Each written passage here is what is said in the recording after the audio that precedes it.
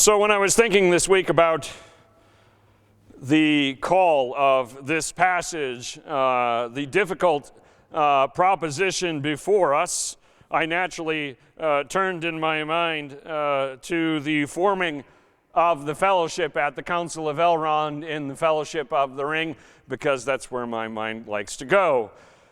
It was a seemingly impossible task before them to take the one ring from Rivendell across the many leagues, that's because Tolkien uses leagues instead of miles, the many leagues of the wilderness into Mordor, to Mount Doom, to the fiery mountain, and throw it back in whence it came. It was an all-volunteer group that was assembled for this task, and here is the charge that was laid on them. Here is Elrond speaking. He says, "The ring-bearer is setting out on the quest of Mount Doom. On him alone is any charge laid, neither to cast away the ring, nor to deliver it to any servant of the enemy, nor indeed to let any handle it, save members of the company and council, and only then in gravest need. The others go with him as free companions to help him on his way. You may tarry or come back, or turn aside into other paths as chance allows. The further you go, the less easy will it be to withdraw. Yet no oath or bond is laid on you to go further than you will. For you do not yet know the strength of your hearts, and you cannot foresee what each may meet upon the road." And so the company sets off on this quest without having to necessarily keep going, whether it was Gimli or Legolas or Merry or Pippin or any of the members of the fellowship. And as the story unfolds, of course, you know that indeed the fellowship does break, and only Sam and Frodo go to Mordor, led by Gollum. The rest go off to other adventures, whether they chose to or not. With, of course, Boromir losing his life along the way. It's not a spoiler. The story's like 100 years old, so if you haven't read it by now or seen the movie. So look at our text this morning. Mark chapter 8, verses 34 and 35. It's a short passage, but with much to think about. Starting is with the first phrase in 34. "Then he called the crowd to him along with his disciples and said." So Jesus has just told the disciples privately in our last passage last week that he would soon suffer and die. That's the prediction that Peter objected to, and Jesus told him that he did not know what he was talking about. Now Jesus begins to change the expectations of the crowds along with the disciples as to what they can expect if they continue to follow him. Now that he said, "This is the road that I will take of suffering and death. If you want to be my disciple," he's going to say, but he's going to bring all of the people to hear this. Because like the mother of James and John, if you remember that passage, the mother of James and John wanted her boys to sit at Jesus' right and left hand in his kingdom. She was thinking of the glory that her boys would reap by being two of his main followers. The average person likewise was fixated on the blessings, on the benefits of a messianic kingdom, of the glory, of the ease and the comfort and the great things to come. They weren't thinking about the cost that might be on the road ahead. So Jesus says to the disciples and to the crowd, "Whoever wants to be my disciple." Sometimes in the Gospels or in the New Testament in general, when you hear the term disciple, we're talking just about the 12, the disciples, like the 12 disciples, maybe with capital letters to remind us. But now we're talking about a much broader group. Jesus is talking to anyone who wants to follow him. So this would include, that, as far as we can tell, the dozens of other men and women like Lazarus or Mary or Martha, we only know the names of a few, who supported Jesus and considered him to be their rabbi, many of them traveling along with Jesus and the 12. So he's talking to the larger group, but he's also talking to each generation of Christ followers. Soon people will start calling them Christians for short, who would, in their own time, choose to become a follower of Jesus. So those who were following him then, those who would follow him in the future. What is expected of them? What kind of initiation must one pass to become a disciple? What must one do to be considered a disciple? That's our focus here this morning. The first thing Jesus says, they must deny themselves. That's an interesting thing for him to say, because self-denial takes many forms. Self-denial is an important part of numerous religions and philosophies. There is indeed a strand of self-denial in Christianity. We often refer to it as asceticism. And when we typically think of self-denial in Christianity, our minds turn to the early generations where there was a fascination with hermits, with men especially who lived in huts or out in the desert alone, and they just had bread and water. They let their beards grow out. They were odd guys. But as time developed in the history of the church, monasticism becomes an important part of church history. And so when we think of asceticism and self-denial, we think of monks and we think of nuns. That same strand exists, but to a lesser extent in Judaism. If you think to the law of Moses about the Nazirite vow, you could take a vow before the Lord and abstain from anything that comes from the grape while the vow is on, and not cut your hair while the vow is going on. It was an indefinite period of time. But in the first century, in the life of Jesus, in that time frame, there was also a group living out by the Dead Sea known as the Essenes. And the Essenes believed in self-denial, in denying themselves many of life's pleasures. They're the ones that are responsible for the Dead Sea Scrolls. In Islam, there's a strain called Sufism, Sufi Islam. It's kind of mystical, but it grew out of that same kind of self-denial. And both Hinduism and Buddhism have a strain of it, especially, of course, Buddhism.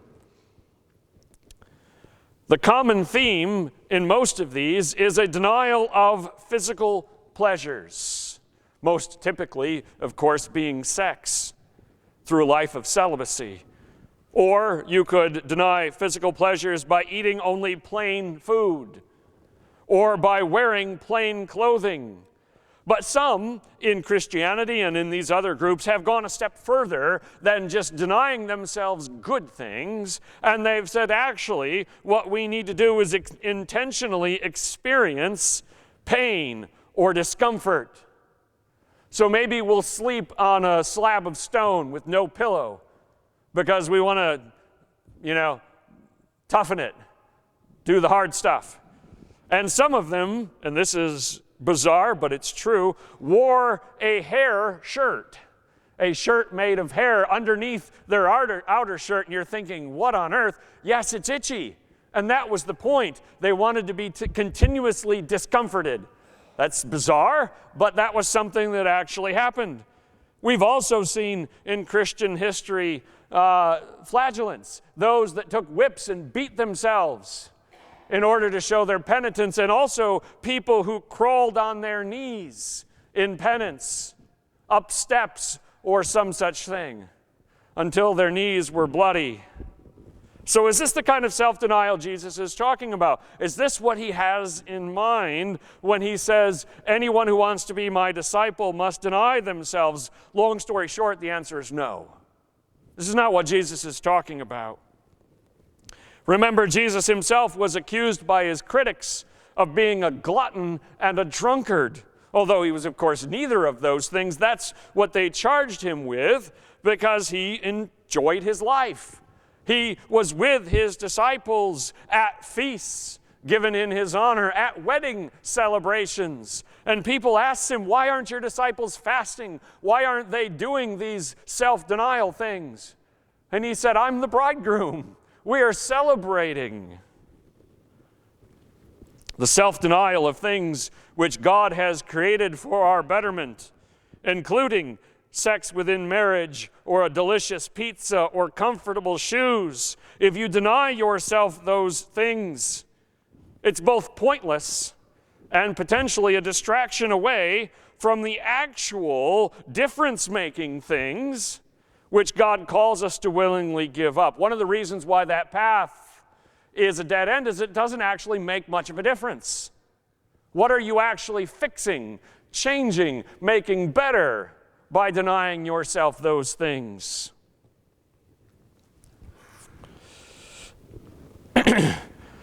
So what might Jesus be asking from his disciples? Keep in mind that Jesus' disciples have already set aside family and career. They left home. They left the family business to follow him. They gave up their own plans, their own hopes, their own dreams in order to listen to God's voice when he called. And that actually is an example of what Jesus is talking about here.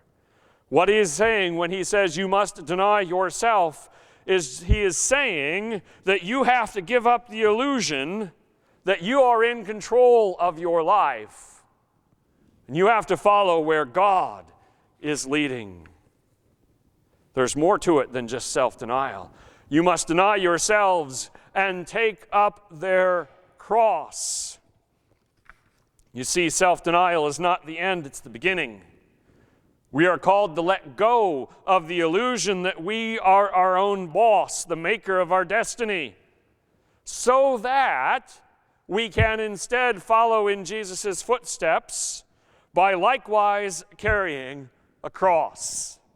Now, the first question, of course, is does he mean that literally? He literally carried the cross. Does he want us to do so? Of course, the answer is no. And we'll get to what this metaphor means in a minute. But first, we need the willingness to sacrifice the I and the me, to join in with the us and the we, in order that we might serve his purpose, seek his goals, and work by his methods to obtain them. To be a genuine Christ follower is thus to rearrange our hearts and minds around both the big picture of what God intends for his church and his mission. In other words, what has God said we are supposed to be doing here as a church? What is our purpose? What is our goal? And the small picture of the role that God has prepared me specifically to play in that mission. For we each have a role and a purpose and something that we can do to contribute to that larger mission. In many ways, it feels like this analogy will work. It's much like joining the army. That's a commitment that involves hard work. You know that going in. It involves following orders. You don't get to be your own boss when you join the military. If that's what you're hoping for, independently making your own decisions and following your own path, that's really not the place for you. Go do something else. And, of course, the potential of self-sacrifice. That is in the background of the commitment one makes. So let's get back to the cross. The cross that Jesus wants you to pick up and carry is not arthritis or depression or a job loss or a divorce. People say, that's my cross to bear. And that is well-intentioned, but it's misguided. That's not what Jesus is talking about. Your analogy you're looking for there is my thorn in the flesh. What Paul had to deal with while he was bearing the cross. That was in addition to bearing the cross. Paul also had to deal with whatever that problem was, probably with his eyesight. The cross that we are told to carry in this metaphorical sense needs to be connected to the one that Jesus carried. So we need to ask ourselves, why did Jesus carry that cross? What was the purpose? To save the world. As the supreme example of self-sacrifice in accordance with God's will. He carried it for love, for mercy, and for grace. So whatever form the cross that Jesus wants you to pick up takes, that's the cross we are all called to pick up self-sacrifice to fulfill the will of God through love, mercy, and grace. That's it in a nutshell. I don't know what it's going to look like in your life, but it's going to fit under that umbrella.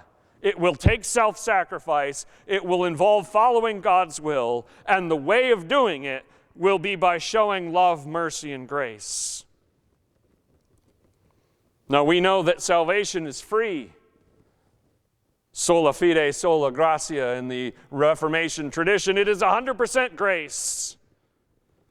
But discipleship is costly. And there is a distinction, and we need to make sure we understand that. You see, with discipleship, gone is the pursuit of power and wealth and fame. Set those aside. That's not what we're called to. Gone is eat, drink, and be merry, for tomorrow we die. That purposelessness is gone. We've got a purpose. In its place, we instead say, "Here I am, Lord, send me." In its place, we have a heart broken for a world in need, a heart willing to do something self-sacrificial about it. In other words, we have to act like Jesus. So what do we do once we deny ourselves? We set aside our plans for God's plans. Once we pick up the cross and start acting self-sacrificially in love and mercy, what next? Simple. Follow me. Go back to the introduction. Frodo needed a guide to find Mount Doom. Famously in the movie, he gets out of the gate of Rivendell and says, "Which way, Gandalf to Mordor, right or left?" He had no idea where he was going. In the book, it's not quite as comical, but I like that scene in the movie. First in his journey, Gandalf guides them, but then Gandalf falls on the bridge of Khazad-dûm. I can keep going all day with this nerd stuff, by the way. And then Aragorn. But Aragorn has to abandon the quest to chase after Merry and Pippin and rescue them. And last but not least, Frodo's guide is Gollum himself, Smeagol, Gollum, as he goes into Mordor. He doesn't know where he's going or how to get there. But we know the path that we have to tread.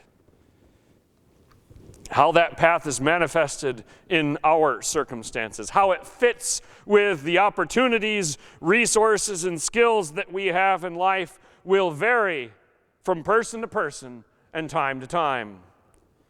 But the path followed is clear. The path forward is clear.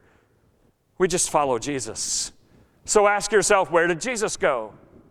Jesus went to the lost, to prostitutes, tax collectors, and quote-unquote sinners. He went to small villages and to the thronging crowds of Jerusalem. He went to people that he needed to go find and seek out. And he went to people who flocked to him. He didn't go alone. He took his disciples along with him, including men and women beyond the 12. They all went with him. They assisted his efforts. But go he did, again and again, where he was needed, where he could help people, where he could make a difference for the kingdom of God. It was a path of service to, in his phrase, the least of these, not a path of self-promotion. It was a path of giving what he had to those who needed it, not a path of accumulating things for himself. In the end, it was a way of suffering and death. And some of those who follow Jesus will be asked to likewise make the ultimate sacrifice and give the last full measure of devotion. But wherever we go as his disciples, we need to be following him. Verse 35 adds a little bit more to our perspective of understanding why this is the only path. Jesus says, "For whoever wants to save their life will lose it." Now at this point, since I brought up the metaphor of the army, you might be thinking of the mantra that countless members of the military have said to themselves, "Never volunteer for anything. That's the last thing you want to do is volunteer. It certainly is not a great recruitment poster for us to say, come on and pick up your cross and follow Jesus. Who wants in on that, right? That's not exactly what the PR department would come up with if we left it to them. We don't have a PR department, but I'm saying if we did. Now, we could talk about the value to us of helping others. I could talk about that, right? It is a benefit to you to help others. It is something intrinsically helpful for me to help other people. I could talk about that. Or I could talk about the fact that doing something meaningful with your life is more important than piling up riches. We could talk about having a purpose and a calling and the value of that, and that's absolutely true too. But there's an even more fundamental reason to choose this path of self-denial in service to other people. And here it is. Because God is the creator and judge of this whole existence. This path, therefore, is the only path that works. Let's be pragmatic about it. No other path actually gets you where you want to go. He who dies with the most toys wins is a lie. It's not true. Not that I quote country music very often, but I've used this one a few times. You never see a U-Haul pulled behind a hearse. You can't take it with you. Whatever else they're selling is not true. This is the only path. There's no fountain of youth. It doesn't exist. There's no holy grail to find in some cave somewhere to grant you immortality. The harder we try to hold on to the blessing of life that we've been given, the more we try to hoard it like a miser and say, it's my life, it's my time, the more quickly it will slip through our fingers. And if you hear slip through your fingers like me, you hear Princess Leia saying to Governor Tarkin, the more you tighten your grip, the more quickly it will slip through your fingers. I'm screwing the quote up and feeling bad about myself this morning. Your life is flowing out of an hourglass, hour by hour, day by day. I have no idea how much is in your meter or mine, but it's flowing out every day, is it not? The only question is, will you spend that time wisely? And here is where we get counterintuitive. But whoever loses their life for me in the sake of the gospel will save it. There's irony here. But the only way to keep something that slips away from you more and more each day is to give it away more readily. It's slipping away every day no matter what you try. But Jesus is saying to you this morning, give it away. Don't even try to put a finger on the dike. Let the water flow. Don't worry about it. See, there's a deeper meaning to saving and losing here in Jesus' words. He's talking about the salvation of our souls. He's talking about preparation for life after this one in the kingdom of God. And that is the only life that you can save. You can't save this mortality that we're living. It will go no matter what. But you can save the immortality. The grace of God has made this possible, but only for those who value life beyond this one, the life that is provided to us by God, more highly than the life that they're living right now. You see that heaven and hell are real makes Jesus' words here wise beyond all measure.